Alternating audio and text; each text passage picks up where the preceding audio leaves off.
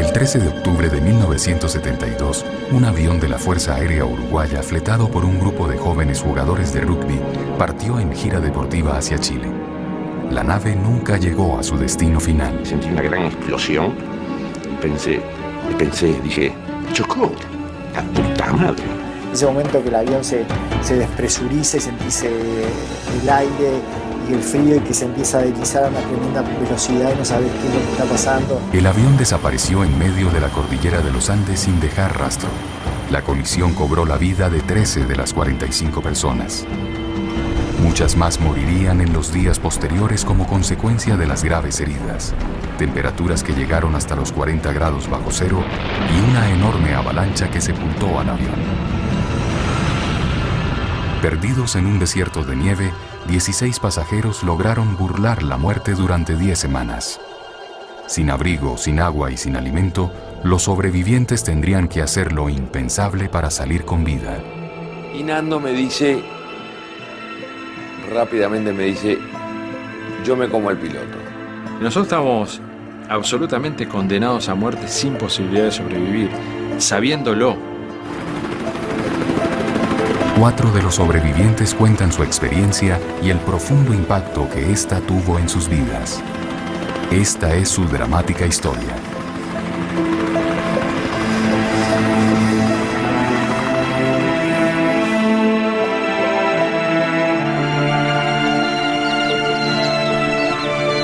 Está levantando sobre la ciudad de Montevideo. Es un día que va a estar al sur del cielo. La temperatura va a trepar hasta los 20 grados. Una temporada, una jornada, mejor dicho, benigna de este otoño que ha sido tan frío aquí en el sur del continente. Carrasco es un próspero suburbio ubicado al este de Montevideo.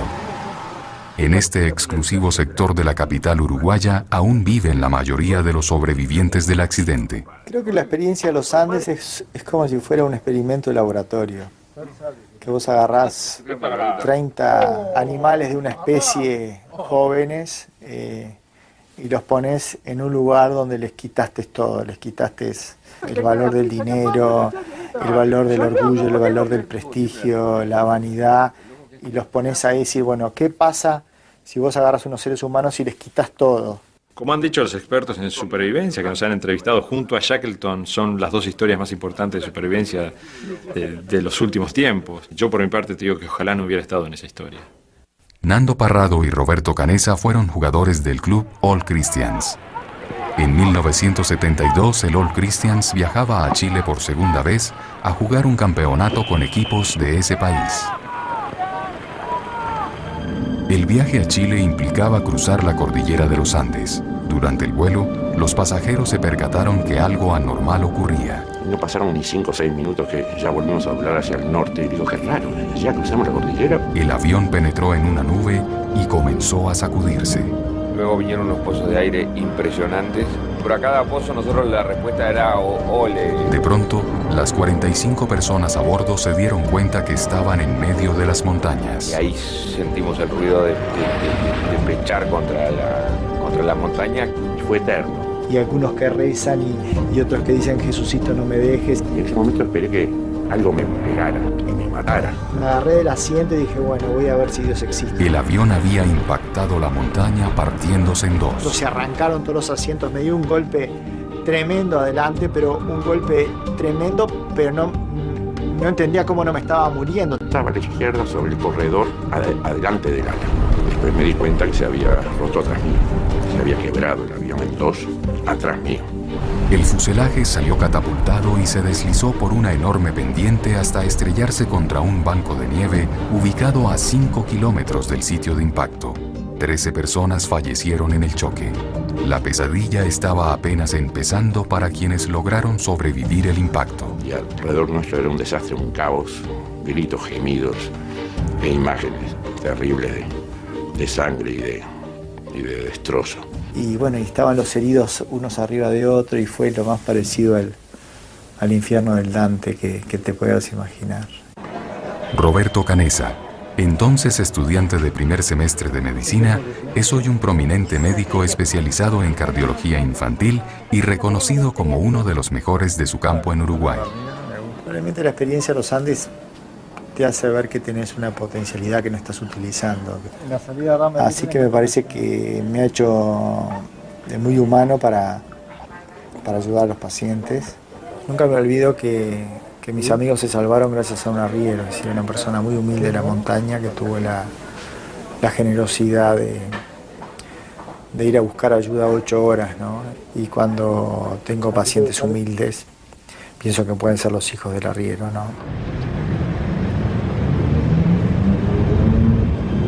La primera noche arriba en la montaña, los pasajeros se protegieron con lo que encontraron y durmieron entre los muertos y heridos.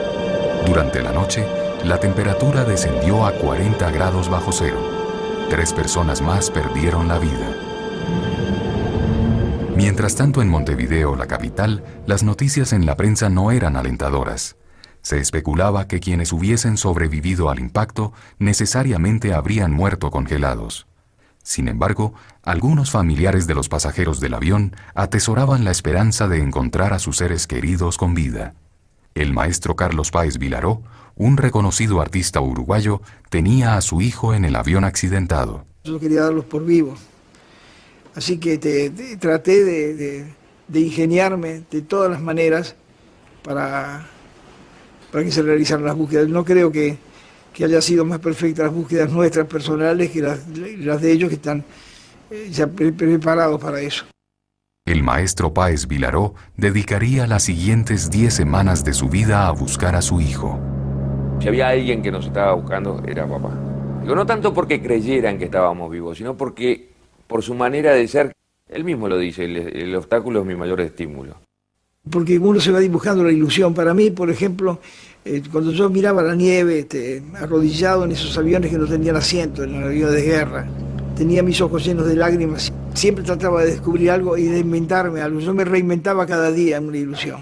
Yo creo que era tanta la fe que yo tenía, porque yo tenía una sensación de que estaban vivos, tan fuerte, tan fuerte, tan fuerte, que la ropa de Carlitos quedó colgando, todo siguió igualito. En mi casa era una fiesta perenne, porque decíamos, estamos esperando a Carlitos.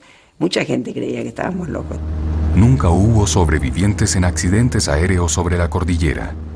Para el Servicio Aéreo de Rescate chileno, encargado de las operaciones de búsqueda, sobrevivir en las cumbres andinas en aquellas condiciones climáticas extremas y en medio de un desierto glacial sin agua y sin alimento era totalmente imposible.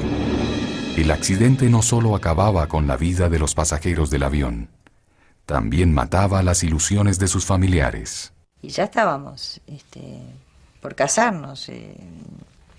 Ya lo teníamos planeado para ese año, y cuando nos trunca todo el accidente en octubre del 72. Mi madre siempre había estado bastante involucrada con mis deportes, y como había asientos libres en ese avión charter, le dije, ¿por qué no venís con nosotros y con Susi a Santiago? Ustedes hacen sus cosas, si quieren van al partido, si quieren van a hacer un recorrido, algo de shopping, y pasamos un fin de semana estupendo, ¿no? Y como en el guión de la vida no se puede prever nada, ¿no? Durante los días posteriores al accidente, Nando Parrado permaneció inconsciente. 3 días después del impacto, recobró el conocimiento. El primer día que tuve conciencia plena de lo que había sucedido y que tuve conocimiento de que mi madre había fallecido, me ocupé de mi hermana, que estaba bastante herida, con heridas internas, y durante 3 o 4 días ese fue mi trabajo primordial, ¿no? Y más importante. Susi Parrado moriría una semana después en brazos de su hermano. El 15 de octubre, los sobrevivientes creen tener una buena razón para celebrar. Esa mañana pasan 2 aviones 2 veces por arriba nuestro, creímos que nos habían visto, empezamos nosotros con una gran esperanza de que pronto nos iban a rescatar. Y bueno, ahí dijimos, estamos salvados, repartimos entre todos un poco de la comida que había. Pero los pilotos no los habían visto. Los miembros del All Christians jamás sospecharon que este sería el comienzo de 72 días perdidos en medio de la cordillera más larga del mundo. En medio de un crudo invierno que azotaba a la cordillera de los Andes, 26 pasajeros del avión uruguayo accidentado permanecían con vida contra todos los pronósticos. Transcurrieron 10 días. El 23 de octubre escucharon por medio de un radio que uno de ellos llevaba en su equipaje una noticia que mató toda ilusión de ser rescatados. Escuchamos esa noticia infame, pero esperada, que se suspendía la búsqueda. Fue un golpe durísimo, pero por otro lado fue un puntapié inicial a decir, nuestras familias no nos buscan más. Bueno, muy bien, a mí ya me enterraron, a mí ya me tienen en la foto en el medio del living, yo ya me están llorando, ya se terminó, ahora dependemos de nosotros.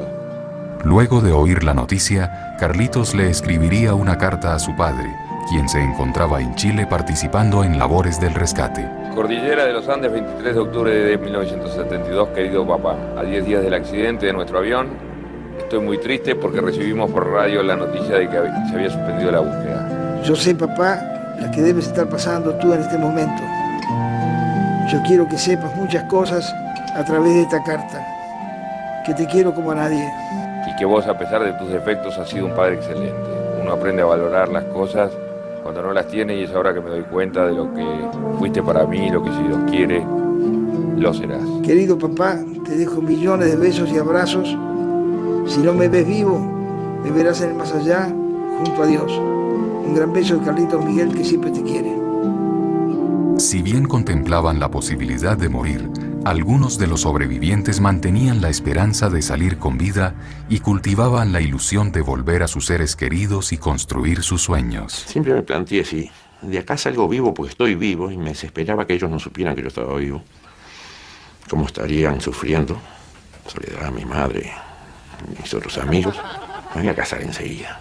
Voy a formar mi familia, tener un hijo y empezar a formar lo mío, ¿verdad? Que nunca tuve. Y escribí todo en la libretita. Escribí todo lo que iba a hacer en mi vida, ¿verdad? Si Dios quiere, ya que estoy escribiendo en el medio de los Andes, pero con una fe inmensa de volver a ver a Solcito, mamá, Martita, Nema, Polo, mis abuelos, tíos, primos, amigos, Puchito. Es un perro. Ofe, toda la gente de la estancia inicial. Salir caminando a buscar ayuda en medio del invierno era imposible, pues a la intemperie y sin el equipo necesario, morirían congelados durante las heladas noches. Habían pasado 10 días y ya no quedaban los pocos chocolates que les sirvieron de alimento. Pronto tendrían que tomar una decisión que marcaría sus vidas para siempre. Es muy difícil de poder vivir lo que es el hambre y de poder vivir lo que es la sed que nosotros vivimos. Nosotros teníamos hasta un listado de restaurantes de Montevideo con cada una de las especialidades. Cuando pasaron 10 días, no es el hambre que tiene usted en este momento, que hace 2 horas que comió, es un hambre diferente, es un hambre de que si no comemos nos morimos. Porque esa es la realidad. Y nosotros nos pasamos 10 días absolutamente sin comer nada. Y nos enteramos de que no nos buscan más. Y teníamos que tomar una determinación. Y Nando rápidamente me dice, yo me como el piloto. Es un pensamiento creado por las circunstancias. Un pensamiento difícil de comprender en otra situación, pero en esa sociedad condenada a muerte en un glaciar de gran altitud, para mí significaba solamente el hecho de poder ganar tiempo, de poder sobrevivir y nada más. Y te sentís la persona más desgraciada del mundo. Decía, ¿por qué Dios me manda a hacer algo tan horrible? ¿Qué habré hecho yo que me mandan a hacer esto tan desagradable? Que ni los animales más básicos tienen que comerse entre ellos mismos. A mí solamente me costaba cuando me ponía un pedazo de carne en la boca tragarlo. Pero después era costumbre. Uno de los trabajos diarios que había fue de hacer agua, era producir la comida, cortarla en pequeñas tiras para que la gente a la hora del almuerzo comiera, ¿verdad? Después todo el día pasabas comiendo otras cosas, que no era carne, pero otra parte del cuerpo. Pero sí, totalmente acostumbrado, hasta el punto de mover un cuerpo, mover un pedazo para sentarte y no mojarte el traste en la nieve. Era nuestro sustento. Ir a comer, ir a un cuerpo, era como ir hoy a la heladera. Como tengo un mecanismo que frente a las situaciones complicadas las trato con humor. Hice una comparación de decir esto parece jamón, pero realmente a mí no se me hizo complicado. No se me hizo nada complicado. Es más, si me volviera a pasar ahora lo haría no espero 10 días. Lo que parecía el obstáculo más difícil de superar, pronto se convirtió apenas en un reto más que debieron enfrentar para sobrevivir. El domingo 29 de octubre cumplieron 16 días perdidos en la montaña. Temprano, se dispusieron a pasar otra noche y se refugiaron dentro del fuselaje. De pronto, un ruido estremeció la montaña y una avalancha desató su furia contra los restos del avión. La avalancha fue el momento, para mí fue el momento más duro de todos, porque fue era como que Dios nos volvía a dar la espalda. Y ahí me acuerdo que dije, la puta madre, me estoy para morir. Primero la cordillera, después de haber sobrevivido tanto tiempo, de haber hecho lo que hice. ¿Cuántas veces en la vida vos pensás que peor de lo que estás no podés estar? Y estábamos mucho peor que antes, estábamos mojados, el avión en lugar de ser nuestra casa era una trampa mortal que podía matarte, pasaron 2 o 3 aviones por encima. Fueron días muy difíciles los 2 o 3 que siguieron porque estábamos enterrados debajo de la nieve en completa oscuridad, mojados, con nuestros amigos muertos allí enterrados en la nieve y comprimidos contra el techo del fuselaje. 8 personas murieron sepultadas bajo la nieve. Vivir en el fuselaje se hacía cada vez más difícil. Éramos unas ratas. Yo cuando llegué de una expedición y vi cómo estaban mis amigos, yo digo, si yo me parezco a lo que son ellos, qué complicados que estamos. Aquí no hay posibilidad ninguna. ¿Qué podía pasar con nuestro grupo? ¿Cómo nos podíamos comportar unos con otros? ¿Hasta dónde podía llegar un comportamiento de un ser humano expuesto y apretado hasta el límite de lo que la conciencia, la mente y el físico puede soportar? Yo acá no quiero estar, por las dudas, no sé qué puede pasar. Su lucha por salir con vida lo convirtió en un líder dentro del grupo. Hoy, Nando Parrado es uno de los productores de televisión más importantes de Uruguay. Bueno, el plan de carrera lo hemos, allá de lo prudente. La historia de los Andes me ha llevado a emprender cosas que jamás me hubiera animado a hacer antes. Mi pasión son los autos y yo iba a las competencias de autos antes, a las carreras, y no me animaba a correr. Después que tuve la oportunidad de volver a vivir, digo, yo casi me perdí, casi muero, sin haber intentado lo que para mí era más importante, que era correr en auto. O sea, los Andes me dio el valor y la convicción de que tenía que hacer lo que a mí me gustaba, si no mi vida hubiera sido por segunda vez absolutamente inútil. Nando hizo sus sueños realidad. En 1975, tan solo 3 años después del accidente en los Andes, se coronó campeón suramericano de motociclismo. Y bueno, yo seguí con mi vida, para adelante, con el impulso de siempre. Y hoy, gracias a lo que sufrí allí y pasé, tengo la familia más divina del mundo. Mis hijas no existirían si yo no hubiera hecho lo que hice. Y tampoco tendría estos años estupendos y divinos junto a Veronique. Entonces, todo eso es mi premio y con eso alcanza. Los pasajeros del avión cumplieron 60 días perdidos en medio de los Andes. Sabían que la única manera de sobrevivir implicaba salir por sus propios medios a buscar ayuda. Nando Parrado y Roberto Canessa liderarían la expedición de salida. Hasta que yo deje de respirar voy a intentar lo que sea posible para volver y también decirle a mi padre que yo no estoy muerto. O sea, yo me imaginaba cómo había cambiado su vida. Nos llevó al aeropuerto. Un día después, su vida está destruida. Yo tengo que volver y decirle que estoy vivo. Y me acuerdo cuando se iban, yo me acerqué hasta donde estaba Nando y me da uno de los zapatos que le había comprado a su sobrino en Mendoza. Y me dijo, Carlitos, quédate con este porque yo voy a venir a buscar el par. Y me dice una cosa que fue para mí grandiosa. Me dijo, y si eso no sucede y ustedes tienen que disponer de mi madre y de mi hermana, háganlo, porque es lo que tienen que hacer. Parrado y Canessa intentarían lo imposible, atravesar la cordillera hasta Chile. Del éxito de su travesía dependía la suerte de sus 14 compañeros. Tras cumplir 60 días perdidos en medio de los Andes, los sobrevivientes del avión uruguayo accidentado dependían de que 2 de sus compañeros, Nando Parrado y Roberto Canessa, lograran salir de la cordillera y encontrar ayuda. Era la última esperanza. Cuando llego arriba de la montaña y pensaba ver los verdes valles de Chile, y lo único que veía eran kilómetros y kilómetros y kilómetros y kilómetros de picos nevados. Para mí, yo tomé allí la decisión más importante de mi vida, cómo me iba a morir. O sea, que un hombre tome la decisión de cómo se va a morir es muy difícil de hacerlo en vida. Le dije a Roberto, volver al avión no podemos. Yo no me voy a morir acá arriba. Ataquemos esto hacia el oeste. Yo me voy a morir caminando para que cuando me caiga no me dé cuenta por el cansancio, por el agotamiento, que me estoy muriendo. Sentía que era mucho más lindo morir caminando que en cierta manera morir con la esperanza de salir, porque materialmente, ya te digo, eran 70 kilómetros que son 100.000 pasos, o sea que entre la vida y la muerte habían 100.000 pasos. Yo puedo decir realmente y de una forma muy íntima que yo sabía que no lo íbamos a lograr.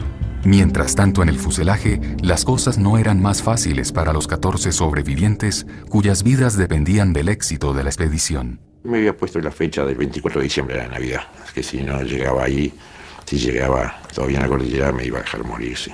Y de hecho me iba a morir tranquilamente, se apagaba la vida como se apaga una vela que se consumió, ¿verdad?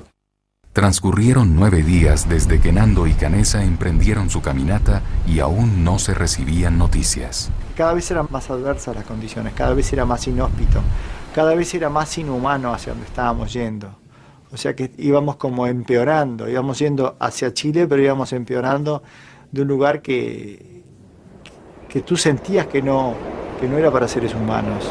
Finalmente, cuando ya no tenés más fuerza, llegás a ese 10º día donde Roberto estaba sentado mirando hacia otro lado y yo estaba mirando hacia el sol, me acuerdo, y siento que él me dice, veo un hombre a caballo, un hombre a caballo.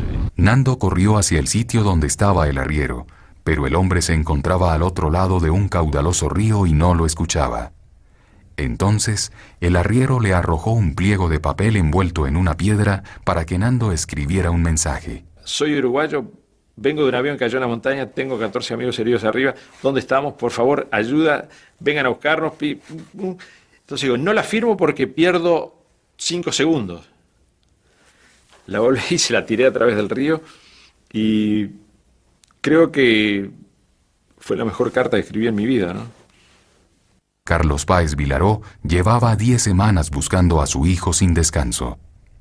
Entonces la noticia de que un arriero había encontrado a 2 uruguayos perdidos le hizo recobrar la ilusión de encontrar a Carlitos. Aún no sabía si su hijo estaba con vida. Y me ofrecí como dactilógrafo y empecé a escribir las listas que se pasaban a la prensa mundial. O sea que se hicieron 2 o 3 comunicados que yo los fui tipeando para anunciar al mundo cómo se sucedían las maniobras. Esa misma mañana en los Andes, los sobrevivientes escucharon por la radio un informe que les volvió la vida.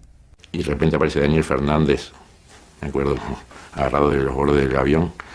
Pero se le veía la mitad del cuerpo para arriba porque el avión estaba muy alto. Apareció Nando y Roberto, gritó. Fue tan divino, salté para afuera, abrazarnos con los demás. El viernes 22 de diciembre de 1972, 2 helicópteros de la Fuerza Aérea Chilena llegaron hasta una vereda llamada Los Maitines, donde se encontraban Nando Parrado y Roberto Canessa. ¿Qué mensaje podrías entregarle tú en este momento a tus padres? ¿Qué le dirías tú ahora?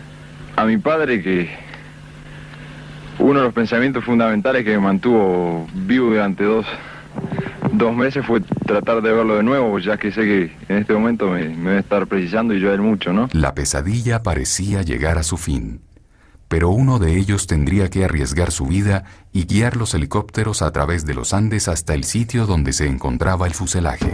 Y yo tenía mucho miedo de subirme allí porque yo ya estoy salvado, quiero volver a mi padre y si me pasa algo en este helicóptero. Y no iba a ser un rescate fácil porque había que superar las cumbres casi más altas de los Andes. Y los pilotos intentaron pasar y no podían, no había aire suficiente para que las aspas pudieran elevar los helicópteros por la altura. había mucha turbulencia, el helicóptero se ponía de costado, los pilotos gritaban un poco entre ellos, yo les gritaba a los pilotos. Bajamos al final, buscamos un paso más al sur y increíblemente pasamos. Y de repente sentimos un ruidito de motores, pero atrás de la montaña, algo chileno. Y yo sabía exactamente dónde estaba el avión porque lo veía, reconocía todo perfectamente. Y le decía al piloto, más a la izquierda, a la izquierda, a la izquierda. Y me decía, no los veo, no los veo, no los veo. De repente sentir el ruido de lejos de los helicópteros, como yo digo, esos dos pájaros de libertad. Hasta que estando a unos 200 metros, ve el fuselaje y me dice, los veo, los veo. Cállese, no me hable más, cállese, porque había mucho viento y estaba luchando con el helicóptero. Hasta que dieron vuelta alrededor nuestro. Y ese fue el momento más lindo de mi vida, te juro que sí.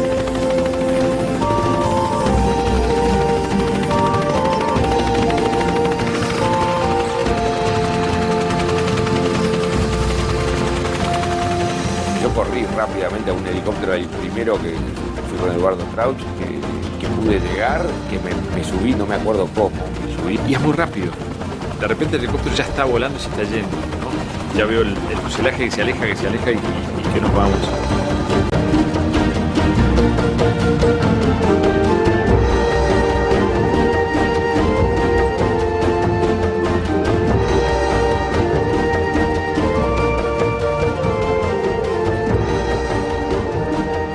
En la comandancia, la lista de sobrevivientes acababa de ser transmitida a uno de los oficiales. Carlos Páez Vilaró no se atrevía a leerla. Cuando recibió una llamada de la radio uruguaya para que transmitiera la noticia por primera vez, no sabía si su hijo se encontraba entre los sobrevivientes. Entonces ahí me vi en la encrucijada, entre la espada y la pared, de dar la lista. Y la puse entonces como quien juega la baraja. Puse un papel policía y empecé a dar los nombres con un temor enorme de que mi hijo no estuviera. Y empecé, Adolfo Strauch Urioste, Antonio Vicentini. Y en fin fui bajando hasta que llegó el nombre de mi hijo. Y fue ahí donde yo dije, Carlos Miguel Páez Rodríguez, mi hijo. Carlos Miguel Páez. Hasta en ese momento que lo están diciendo por los parlantes, uno se defiende de creer algo que de golpe después no es. Y entonces quise bajar abajo de donde estaban en el sótano de Rafael Ponce León con la radio, que yo sabía que él si sabía algo me iba a decir la verdad. Y ahí se armó una batahola de gente en mi casa, impresionante, la prensa, y estuvimos ahí de corrido prácticamente 72 horas sin dormir. Cuando llego a la escalera del lado de arriba, toda la escalera llena, todo el mundo parado ahí, y allá abajo lo veo a Rafael, se dio vuelta y que yo le grité, Rafael, y se dio vuelta, me miró y me hizo así. Ese gesto hasta el día de hoy me emociona porque en ese momento también, así como antes te digo que precisé, es eso así para arriba, Rafael allá abajo, fue brutal. Tras superar las difíciles condiciones del vuelo de regreso, lograron efectuar uno de los rescates de alta montaña más sonados de la historia.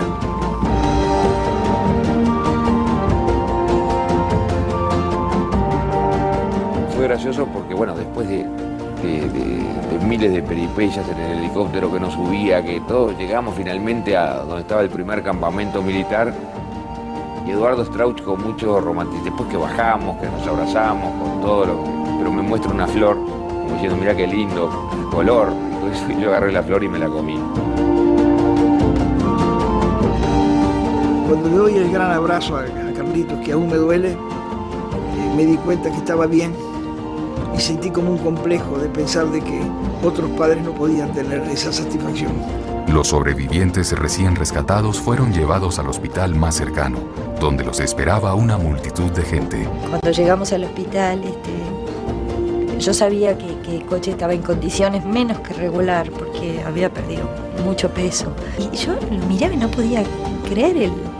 Era un hombre grande, fuerte, pesaba 92 kilos y estaba en 47 en ese momento, lo supe después. Entró Soledad y miraba para todos lados y no sabía dónde estaba y la tuve que llamar. estaba comiendo, me parece, y vino, y la encontré tan linda, pero gorda. Estaba, no sé si hasta la visión había adelgazado tanto que veía la gente gorda.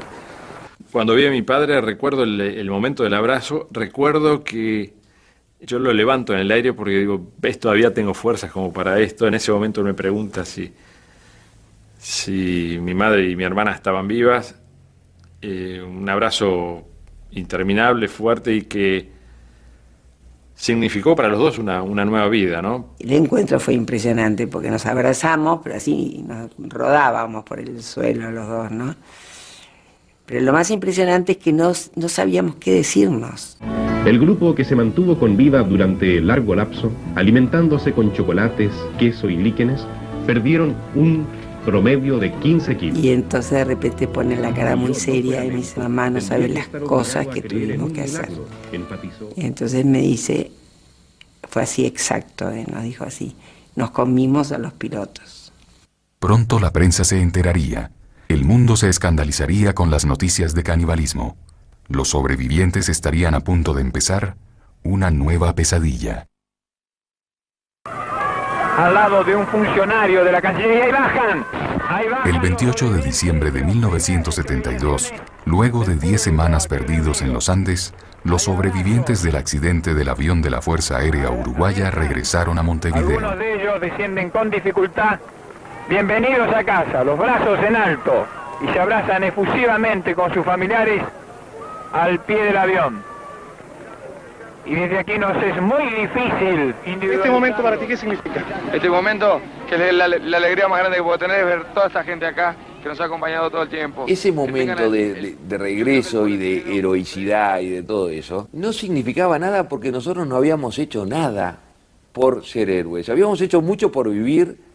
Fueron ellos los que nos hicieron a nosotros héroes, pero no nosotros. Nosotros no buscábamos el triunfo, no buscábamos tener 20.000 personas esperándonos en el Uruguay con carteles que decían bienvenidos a casa. No buscábamos eso. Fue la sociedad la que nos hizo a nosotros héroes.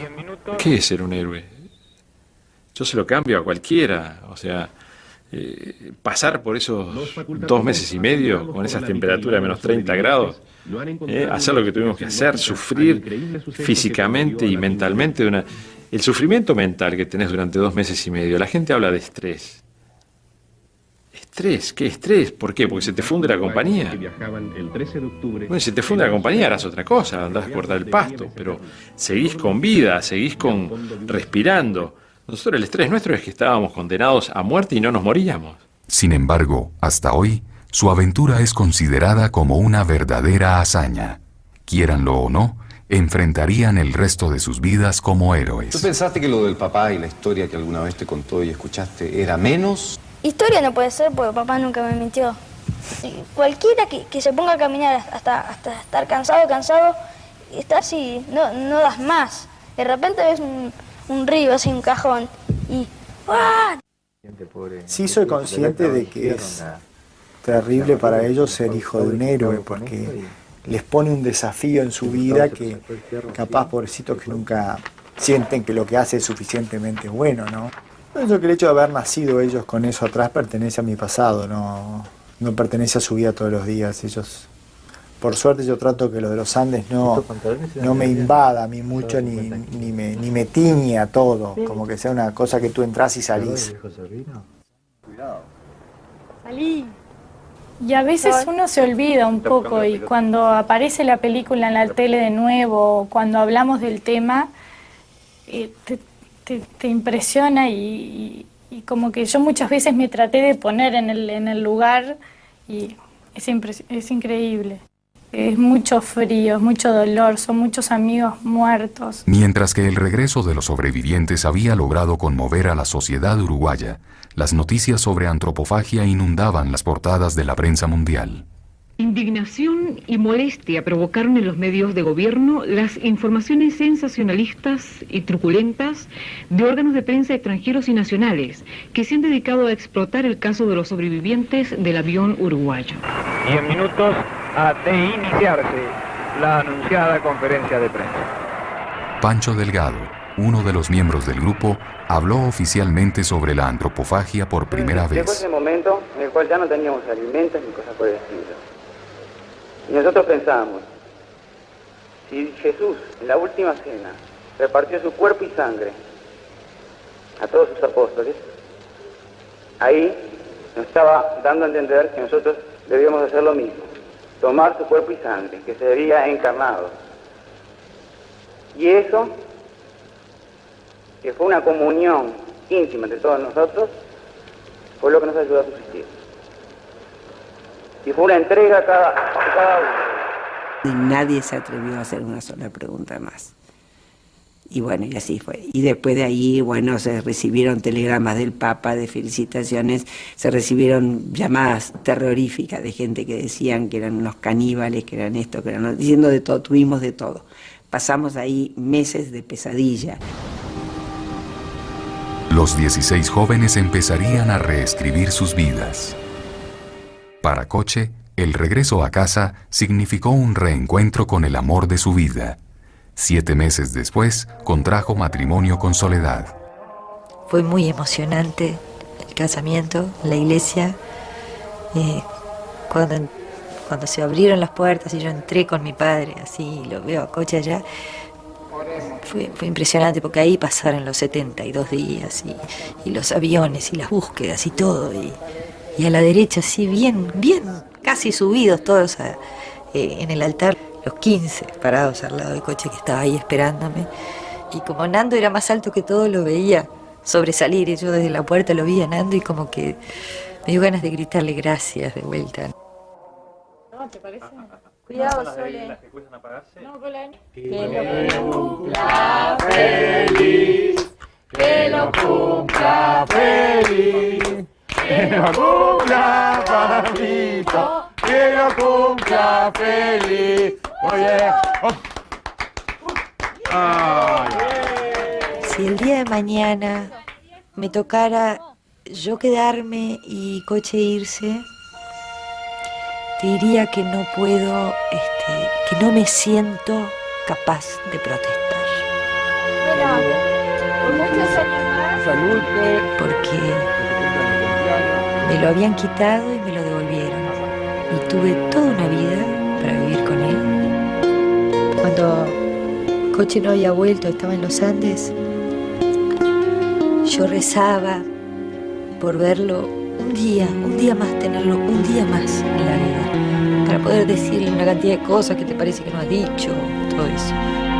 Yo llegué a mi casa y con toda lógica, mi hermana se había mudado, mi hermana mayor, con su familia allí, porque mi padre estaba solo. Había desaparecido yo físicamente, o sea, mi ropa no estaba, ya mis cosas no existían porque yo estaba muerto. Llegar y ver tu foto en blanco y negro sobre la chimenea es un sentimiento raro porque es difícil, es una foto de una persona que está muerta. Y vi lo que era volver a un medio ambiente y qué hubiera pasado si tú te hubieras muerto. ¿Sabes qué pasa? No pasa nada. La vida sigue. O sea, todo el mundo te extraña, te quiere, te tiene en su recuerdo, pero la vida sigue. En la montaña, Nando también aprendió a valorar lo que para él hoy es lo más importante de su vida. Lo único que queríamos, lo único, no existía otra cosa, no había cosas materiales, no había absolutamente nada, era volver al afecto de la familia. O sea que si en una situación límite de ese tipo, más allá de lo que una mente puede imaginar, lo único que importa es la familia, no podés negar cuando volvés el valor de eso. Para Carlitos, el más joven del grupo, el mundo siguió con un rumbo incierto. Él estaba en una excitación que duró meses, excitación que pasaba las noches, lo oíamos hasta las 5 o 6 de la mañana y él hablaba y hablaba y hablaba y contaba y contaba y contaba. Pero además de eso, también teníamos el problema de que estos chicos, ahora qué iba a pasar con ellos, porque se habían salvado de esta historia y qué iba a pasar después con ellos. A sus 22 años de edad, Carlitos contrajo matrimonio con María Elena Loguigorri, con quien tuvo una hija. Hasta que siguió la historia del periodismo y de las televisiones y de todo eso, y ahí él empezó a enganchar en ese mundo Y ese mundo lo distrajo, ese mundo lo sacó un poco de su centro, empezó a tomar alcohol y también droga. Yo no acudía al alcohol y a la droga por la historia de los Andes. A mí el alcohol me gustaba antes de los Andes, esa es la realidad.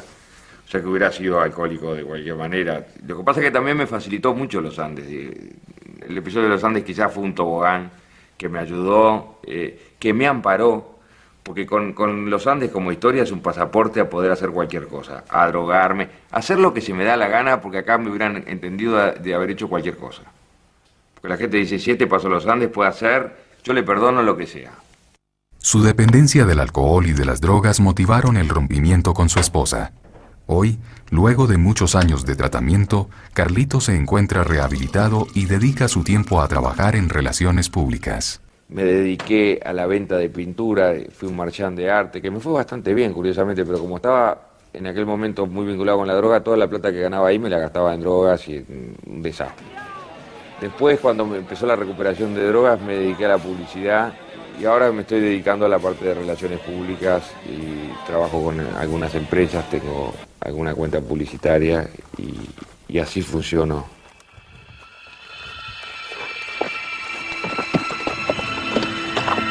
30 años después, Roberto Canessa, Coche Inciarte y Carlitos Páez regresan hasta el sitio del accidente a rendir un homenaje a sus amigos fallecidos.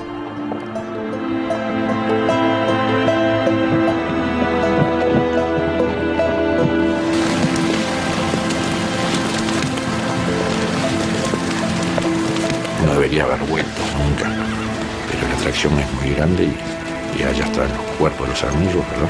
Ir a rendirles un homenaje, sino un saludo, darles un beso es muy importante.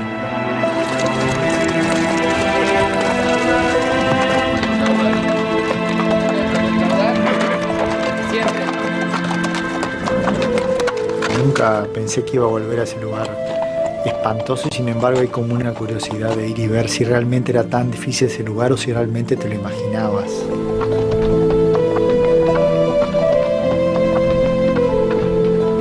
Allá sí, encontré a Dios, sentí la mano de Dios.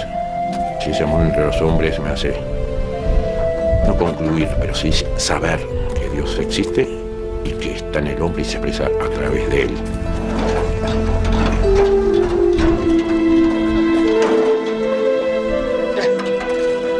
De que yo daría mucho de lo que tengo por vivir una noche en los Andes, en aquellas condiciones, porque uno al despojarse de todo lo que es lo material y saber que nadie te busca, ser un ser insignificante en aquella inmensidad, ser nada, digo, la presencia de Dios empieza a cobrar una importancia real. Al llegar al sitio donde están enterrados los restos de sus compañeros y amigos, Coche, Roberto y Carlitos ofrecen una ceremonia religiosa y rezan por el descanso eterno de sus seres queridos. El Señor esté con todos ustedes. La historia hasta los Andes es una historia del ser humano, del comportamiento humano, y es una historia de cómo el hombre se organiza para sobrevivir en las condiciones más adversas y cómo la ayuda de Dios es un motor que permite que se mantenga la lucha por la vida. La verdad que vinimos a elegir un lugar bien duro, Decía el otro día René, Si no se hubieran encontrado antes. el arriero, que nunca había pasado un ser humano por acá antes. ¿Y a qué mierda iba a venir, no? No hay nada, un solo pasto, no hay un pájaro. Los lazos de amistad que los sobrevivientes estrecharon en la montaña se mantienen vivos. Mira que pinta Parker. Frecuentemente se reúnen a compartir su experiencia y a reflexionar sobre el profundo impacto que ésta tuvo en sus vidas. Canessa, pero te sacaste 2000 fotos, Canessa. Si yo pudiera reescribir mi vida, ese día que íbamos con mi familia hacia el aeropuerto, le hubiera dicho a mi padre, dobla acá y vamos hacia el otro lado. No, porque no hay cosa en el mundo, no hay 1000 vidas que puedan 1000 vidas estupendas que puedan pagar lo que pasó.